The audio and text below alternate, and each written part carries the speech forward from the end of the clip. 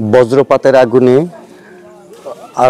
অনেকগুলো দোকান পুড়ে ছাই হয়ে গেলেও কিন্তু মসজিদে বিন্দুমাত্র ক্ষতিও হয়নি। এটাই আপনাদেরকে এখন টাঙ্গাইলের ঘাটাইল উপজেলার দিগর ইউনিয়নের আমিন বাজারে বজ্রপাতের পর ভয়াবহ অগ্নিকাণ্ডে 7টি দোকান পুড়ে যায়। রবিবার রাত উপজেলার দিগর ইউনিয়নের ফুলবাড়ি এলাকায় অবস্থিত আমিন বাজারে এই দুর্ঘটনা ঘটে। স্থানীয়দের সহায়তা এবং ফায়ার সার্ভিসের তাৎক্ষণিক হস্তক্ষেপে আগুন নিয়ন্ত্রণে আনা সম্ভব হলেও এতে প্রায় 30 লক্ষ টাকার ক্ষয়ক্ষতি হয়েছে বলে দাবি করেছেন ক্ষতিগ্রস্তরা। দোকান মালিক ও প্রত্যক্ষদর্শীরা জানান, রবিবার রাতে ঝড় বৃষ্টির সময় হঠাৎ করে বজ্রপাত শুরু হয়।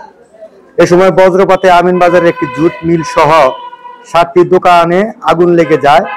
স্থানীয়রা প্রথমে আগুন নিয়ন্ত্রণের চেষ্টা করে পরবর্তীতে ফায়ার সার্ভিসে খবর দেন।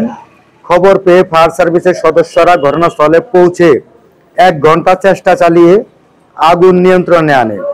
আগুনে 7টি দোকান পুড়ে ব্যবসায়ীদের প্রায় 30 লক্ষ টাকার ক্ষয়ক্ষতি হয়েছে বলে জানান দোকান মালিকরা। এতে কোনো হতাহতের ঘটনা ঘটেনি। বজ্রপাতের আগুনে কয়েকটি দোকান এবং তুলার ফ্যাক্টরি পুড়ে ছাই হয়ে গেলেও দেখেন পাশেই রয়েছে ছোট্ট একটি মসজিদ, আল্লাহর ঘর।